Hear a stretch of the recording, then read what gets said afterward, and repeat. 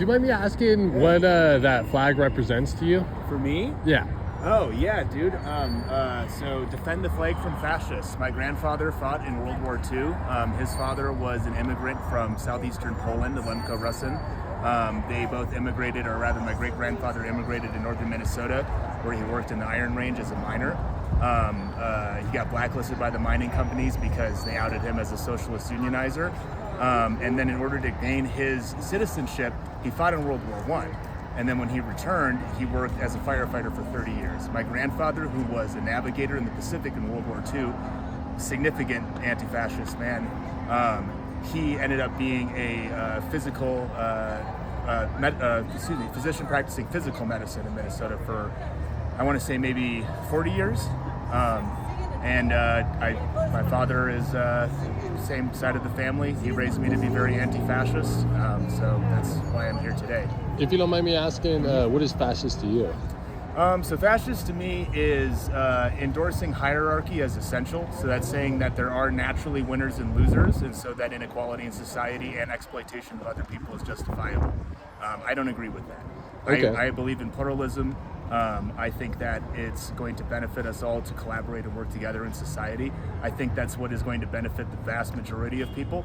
I think it's going to be the best outcome for the majority of people. Of course, not every single person wants to do that, but I think that's our natural inclination. And right now we're so separate, especially through the use of social media, that we're not realizing that. And I think that we need to get together and realize that there's a lot fewer differences than we think there is online, and there's a lot more similarities. And I think that a lot of the problems that we have will resolve themselves when we talk to each other. What do you think are some of the key things you might want to talk about?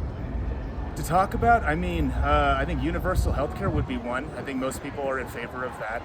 I've seen studies showing that a supermajority, so above 2/3 of the population wants to lower prescription medication costs. They want more comprehensive medical. I'm just watching these guys here.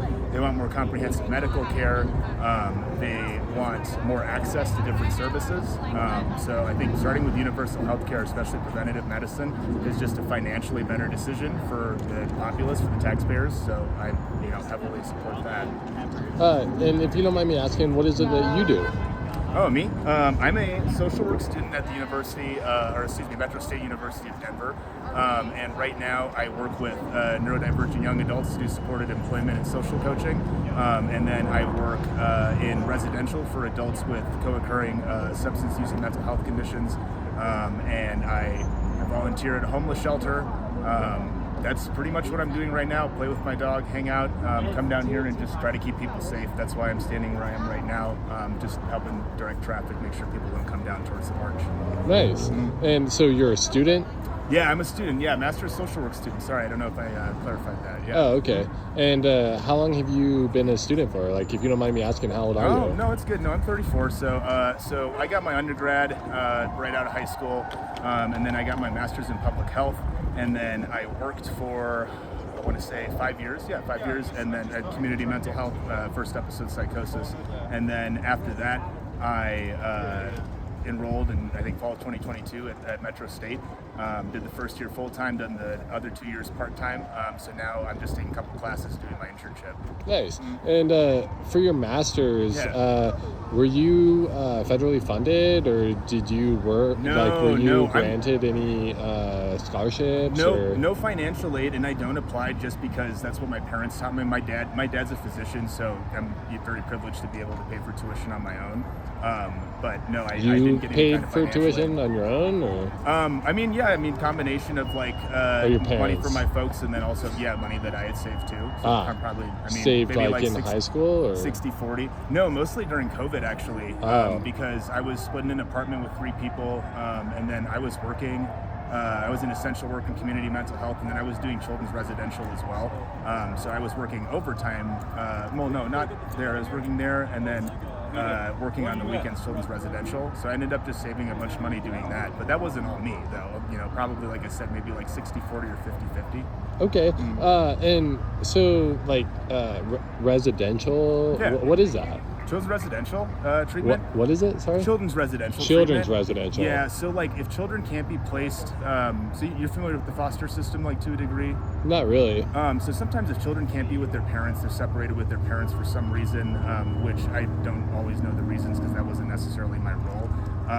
But sometimes they could go to foster care, and if they were experiencing like significant behavioral or like mental health issues that required a higher level of care, they would maybe come to a residential treatment facility for children here in Denver and the surrounding metro area. And then the idea there is to treat them, and then my understanding of that process, it's been a while since I worked there, is that you're ideally trying to reunify people with their parents, children with their parents or a family member. And if that's not possible, then with like a caring foster support. Okay, nice. Do you think that the majority of the families that are split up and the children that you saw were mainly for biased reasons? And what I mean by that is like one-sided, like maybe like a woman that has a child that comes from family wealth and then gets with a significant other that doesn't come from wealth. And do you think that because of that, families are split up and it's strictly biased from families being split up because of wealth specifically? Like on the basis of like socioeconomic status? Well, like children income? and families. And your job, like, you know, was it like a lot of disagreements with, you know, children that couldn't go to their potential home because of, you know, maybe one girl accused like the significant, or maybe the male accused the female, maybe of like, you know, domestic violence? Do you think domestic violence is maybe one of the funding contributors to taking our country out of this debt right now? I'm sorry. Domestic violence. Oh, I'm sorry. I thought I heard two questions there. Yeah. So the latter was about domestic violence, and then the former was about like, it was my personal experience that I've seen families split up on the basis. Yeah. I just like would like to know your personal experience with that. No, not really, because you know I was just a counselor, and so you know there's a pretty strict division between like who is running like the dorms that the youth are in, and those are counselors, and then therapists too. I mean, the administration in places like that tends to keep that thing very, very separate. So the therapists are ones that are working with families typically. But do I think that, you know, there's like favoritism, like in general, you know, like instances where, you know, it would be better for a child to go with, you know, a parent that has lower income than one that has higher income? Yeah, I think that happens a lot, yeah. Because I think people assume that because you have money that that's going to be sufficient to support a child, but that's not always the case. I mean, there's a lot of other things that tend to go into that, like love and like respect and acceptance and consistency. So yeah, I think that there is definitely a bias there. Although I've not personally seen like an instance of that, but I do believe that. And then your second, out of all the children that you helped, you didn't see one instance? No, not that I can really think of, just because that's not really like the nature of the work, honestly. Okay, of your profession. Well, I mean, in the role that I was in specifically. So you don't think the children were affected by maybe the parents' disagreements or? Oh no, they were definitely affected by parental disagreements. Yeah. Do you think that has an impact on society today? The like parental disagreements? Well, the impact that maybe government has on families, specifically in America, and domestic violence, and the bias maybe based off of wealth. Oh, that's a good question. Yeah, I mean, probably. I mean, you came from, you know, a pretty, you know. Yeah, wealthy background. Well, yeah, you came from a background that supported you. I should say. Absolutely. Okay, so I don't know, like as far as wealth or whatever, but you did mention that, you know, you had support. Oh, yeah, you had support, right? Yeah, I definitely. And so you have these children that are put in, you know, programs like what you were facilitating, right? Yeah. Or that you worked in, and then when they turn 18 and they have no one to go to, how do you think that impacts? And on top of that, you know, we've got like these children here, right here with their parents, right? But at the same time, like, do you think, like, how do you think that impacts a child, you know, that is having to go through the government system and then fostered because of disagreements because of the family, but like where is that person placed after he turns 18?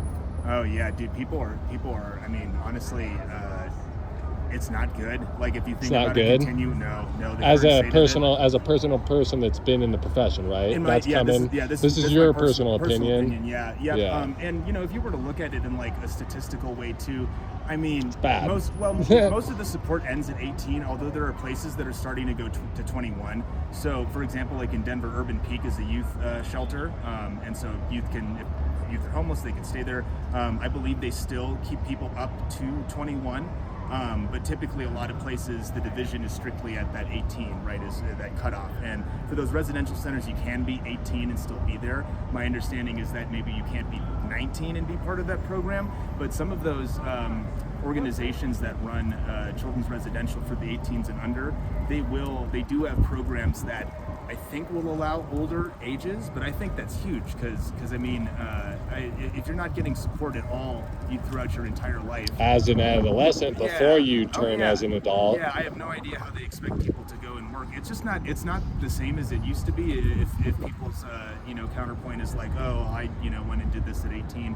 That's fine. I just don't think people should have to do that. You know, Sure. I think it's worthwhile to support it, and I think it's probably financially a good idea to do that as well. So do you think that maybe, building up or preparing that adolescent for when he turns 18 is more important than just keeping him in the system?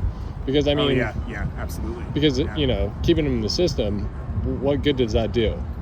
Well, it restricts autonomy is one of the main things too. Okay. Because ideally, and also too, I think sometimes, and I don't have comments specifically on like local or federal government in this, but I think No problem. sometimes it just as a general, one of the risks of keeping people in the system is that you're maybe limiting their ability to learn skills on their own and to make the best decisions for themselves.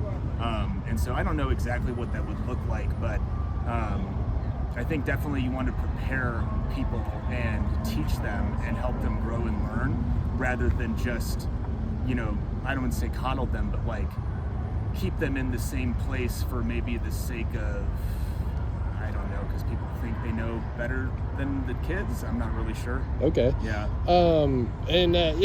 Thank you for answering all these questions and no taking the time.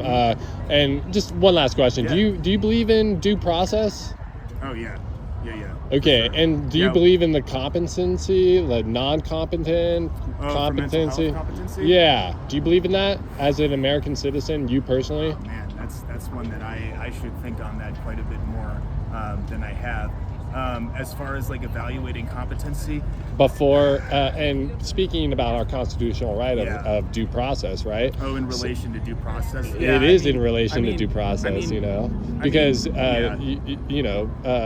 a DA can rule you're incompetent, and Right. then a psychiatrist can, and this is all before your your case is even brought to a jury. Right. So how is it? We're speaking constitutional rights, we're talking Miranda rights as well, right to remain silent. But if you remain silent, that can be held against you in court for your competence. Yeah. What do you think? Well, so I think there needs to be attention paid to the mental state of the individuals, and again, too, if the idea of competency is going to be used as a way to medicate people against their will, I don't agree with that. I don't think that that's necessarily a good idea. Do you think that's what's happening right now? I do think that happens. Yeah, I do think there are certainly instances where people are put on court-ordered medication or they're put on a certification and it's unhelpful for them. Or ruled incompetent, so they can't go through the due process of court. Yeah. So then the other issue about that too is, so like my understanding of like how like and I forget what they call this, but like returning people to competency. Right. From what I've seen and my understanding of just talking to people who've done that, it doesn't seem appropriate. It doesn't seem like it's helpful. So maybe I've heard of instances where like they're just teaching people what to say to the judge and like having them memorize it and repeat it rather Right. than actually like understand it. And if someone can't actually understand it and they can just memorize it and repeat it, then I would have a question about competency or like mental health status. Yeah. Because they're being forced to speak on behalf. Yeah, it's a little coercive. I think it's at risk of being coercive, right? If you're telling if someone is not, functioning cognitively well enough. I mean, I suppose it would be the same thing for like, you can't have someone with dementia. You can't sign a document. You know what I mean? You Sure. can't grab them and sign the document for you. I agree. There's problems with that as well. I don't know where this all falls in terms of law exactly, because due process in general, just speaking today. Yeah, but as general concepts, though, yeah, man, you absolutely need to have due process, because where are we going to be without it? It is just going to become a really slippery slope, honestly, and it's going to be, well, that person doesn't deserve due process because of this. This person doesn't deserve due process because of that. It really is not going to end the way that it is happening right now. And it is happening right now, yeah, of as course. we speak. Yeah, exactly. And so it's just like, let's pick our least favorite person or least favorite group of people or social identity or your least favorite neighbor or fellow church member or something, and it's cool if they get screwed, right? As long as it's not happening to you, it's not a problem. But if we all hold that mentality, everyone is at risk of having their civil rights violated and not receiving due process. And do you think that's a federal or state or country problem or world? I think it's a problem everywhere. I think that's just a human societal problem. That's a huge consideration for society, is how do we want to hold each other accountable if that's something that we decide to do. I'm pretty open to whatever it is we decide to do. I don't know that anything's necessarily the most essential. I have my own opinions, but I'm down to talk with people about it, which is, why I made the point of like, we need to get off of the internet. Everyone should delete their social media. I'm going to do that at the end of the month. Everyone should delete their social media and get out and go do anything. Go do anything. Go to the community center, go to the library, go to school, go to the gym, go to church, do whatever. Go talk to people in person, because that's what's going to make the difference. And I really think put us on the right track, honestly, and I don't think that necessarily has to be partisan in any way. There's a tremendous amount of work that can be done on the things that we all agree on. I definitely respect a lot of things you just mentioned and said. Yeah. And with that, do you think that moving forward as a country, that we should maybe be taking our kids' consideration, but as well as the people that are sitting at the dinner table with their children? Like children's rights you're talking about? Well, conversation around them. Like when do you think it's appropriate for maybe a kid to come to a protest like this? And do you as a child, you personally as a kid, right? Yeah. Do you think that you would have understood these things at 5 or 6 years old? Oh, that's a really good question. So, I mean, the first thing I think that's important to say is that I'm not a parent. Yeah, so, okay. So, all right, right when you asked respectful. me that, I was like, oh, shit. Like, I really don't know, because, like, I feel like I've just heard things are so, from people who are parents, like my siblings, et cetera, right? I've heard things are so much different when you're a parent. Sure. So I really don't know Very about respectful that. answer. But I mean, and on that point, too, I don't really know the answer to that, but I do know some things. It's like, make sure people are safe. Yeah. You know what I mean? Which is why I'm standing right here, because there were some people who were trying to come down here and they're just confused. You know what I mean? Not trying to be like a dick to them or anything. Sure. But yeah, be safe. I mean, honestly, like, this kind of thing is good exercise. Like, but in terms of like, are you like, like pushing this on your kids? I don't know. That really probably has to come like from an individual standpoint. I mean, like, do you think that pushing your maybe an adult's personal opinion on an adolescent is okay for maybe shaping our country, like our adolescents are our future, right? So do you think that forcing these kids into situations maybe, and I say force, like it is kind of forced, because it's like these children could be going to a playground or to a million other kid things, but instead they're being brought to a protest where their adult it's like significance are influencing them. Well, yeah, I mean, that's so again going back to it. Do you think politics should be influenced?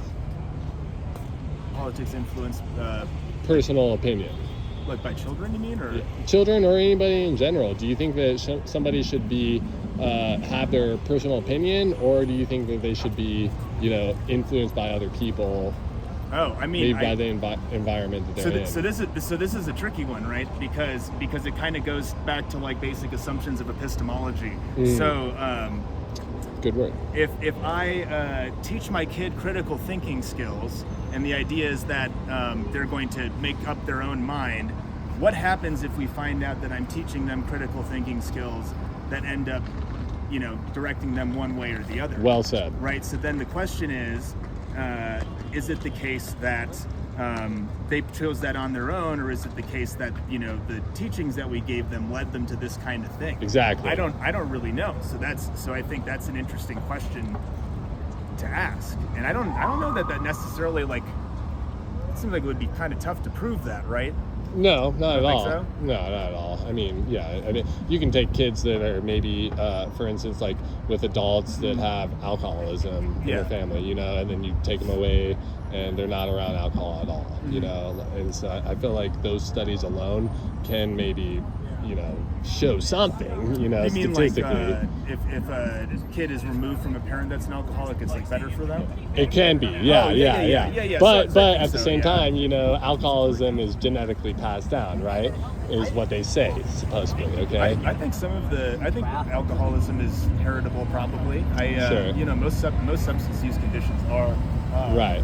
I just don't know what the particular Spark heritability is for Sure. alcoholism. Yeah, and just just to use that as an example, Yeah. speaking. But yeah, I mean, taking somebody out of an environment that maybe, and that goes along with someone that is raised in his hometown and has not traveled out of state or out of Yeah. his county at all, versus a person that maybe did move out of the county, out of the state, and was influenced by a lot of people around the world, for instance, Yeah, okay. and then that person comes back and is hanging out with that other person that hasn't left the county, and he is only the perspective of his personal environment, Oh yeah.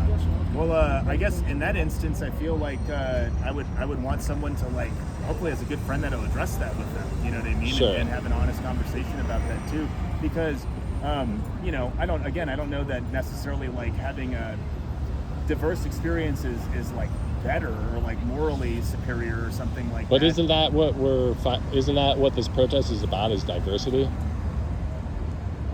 I think it's about anti-hierarchy. Oh, okay. Really. Yeah. Okay. Yeah, I think it's kind of the idea. Oh, okay. No kings, for instance. Yeah. 'Cause- Specifically. Yeah, I mean, like, 'cause if you Okay. think about, like, kings, right? You think about, like, kings, and again, I don't know history about kings and such, but if Sure. you think about, like, kings, like, there's, like, the royal family. Right. And then there's, like, like, noblemen. And then there's, I don't know what classes below that, knights or warriors or something, and then, like, the peasantry. And so the thing is that, like, in that instance, yeah, that was super hierarchical, because you would just be born into privilege and wealth if you were related to someone else who was there. You didn't need to... Yeah, go ahead, sorry. I was just gonna say, so not to offend you, but does Yeah. that put you in that category of higher anarchy, since you were? Oh, yeah. Okay. Yeah. So with that, how do we move forward? And I like with this protest, it's like, what is going to divide a person? Like, are we only speaking wealth, or is there more things, I think, that should be looked at? We're probably okay. Maybe we can go over here. So you're saying, is it just wealth, or Is there it other just things wealth, too? or are there other factors? Because you're yeah. protesting something that you were born into.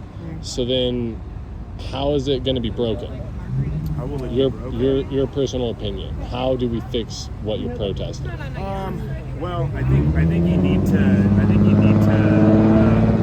address hierarchy on all fronts with direct action. I think Okay. probably nonviolent direct action would work the best. Examples of that are like Dr. King and the Civil Rights Movement.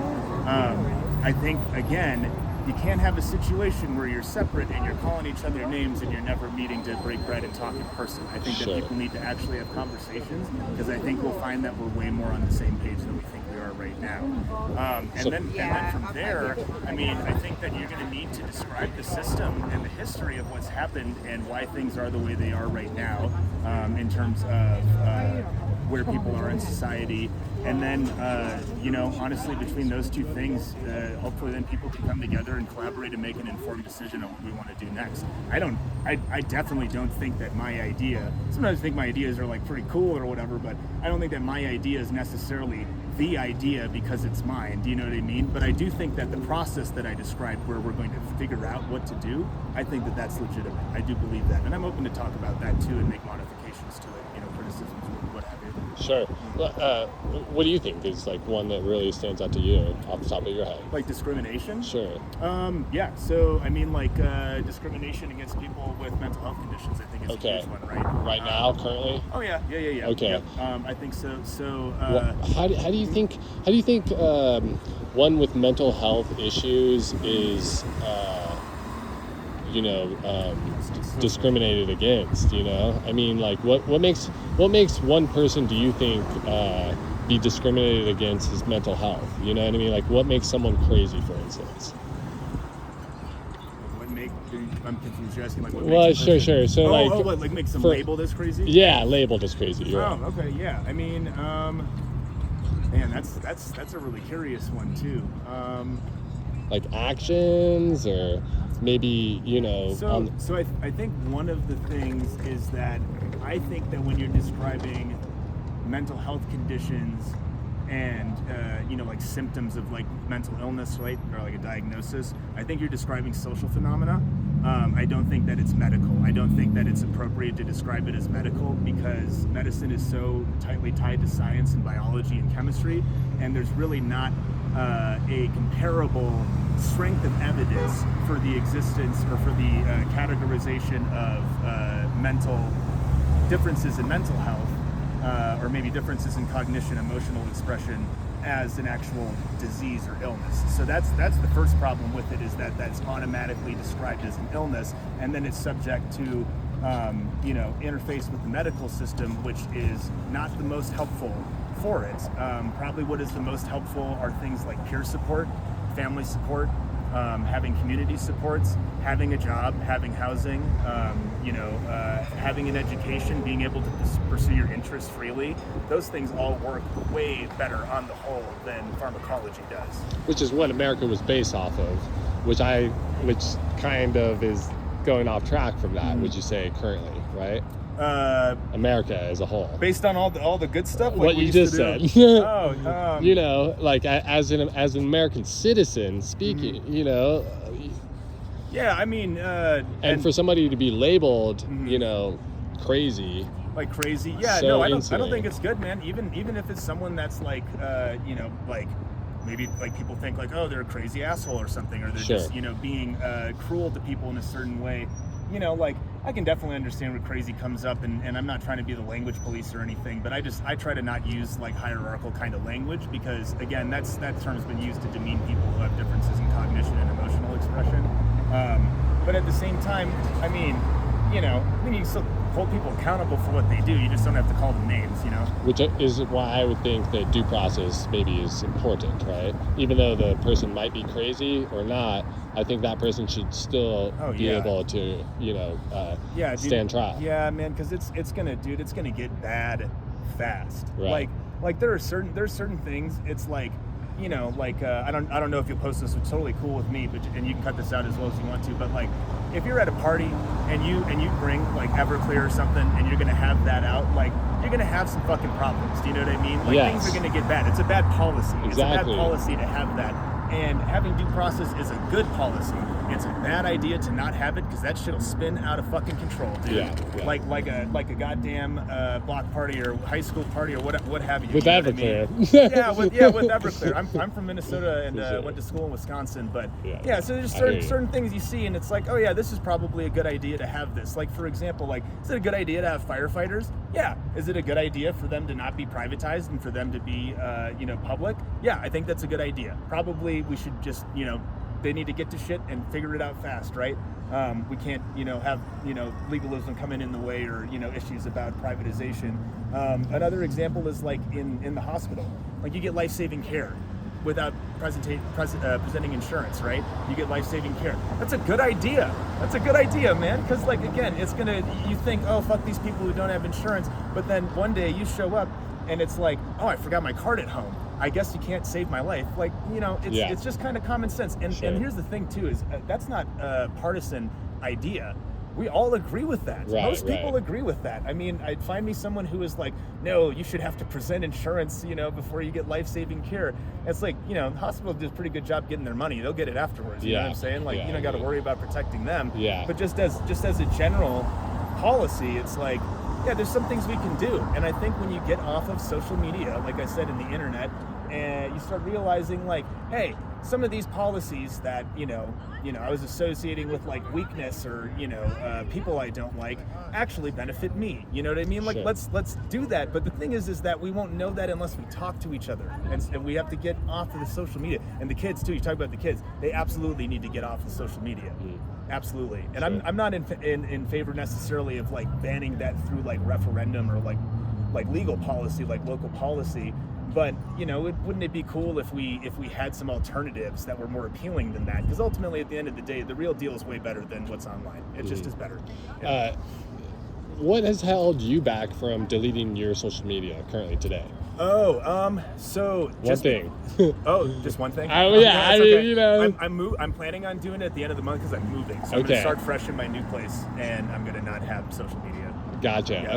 Okay. So, like, do you keep it because like contacts, or because like maybe you don't have them saved in your phone, or I mean, like, what do you think is like the main reason that like I'm 37, you're 34, so I can definitely relate. Like, we kind of grew up in the same era, and so like when Facebook like came out, when Twitter came out, and YouTube too was a big thing. I mean, with me, like, it's a big communication, like, worldwide, is what held me back from deleting it. But then I just deleted it one night. But like, still though, it's like, a lot of people that maybe I didn't get in touch with before I did it, it still makes me, question what I did was okay or whatever, But do you think you keep it for like any main reason? No, honestly, I mean, like, because I love people. I just think people are so interesting. Right. And like all the jobs and positions that I talked about, involve people and working with people. Yeah. And so I really just like to see what people are saying, and respectful. I stayed on a little bit longer and got a little angrier and more agitated than I probably should have. But again, I was able to really establish the fact that like people need to get the fuck off of social media, dude. Yeah. Like, they really do. And that's the only thing that's hanging on to me about it. Like, memes are okay, but I thought about that and I was like, I mean, I don't know. Probably, pros and cons. The pros probably outweigh the cons. And the main pros, memes. It's just funny to send that to like a friend or something. But another thing too, I thought about. Oh, hold on. Do you mind if I take this really quick? You're good, bro. Are you cool I appreciate it. Yeah.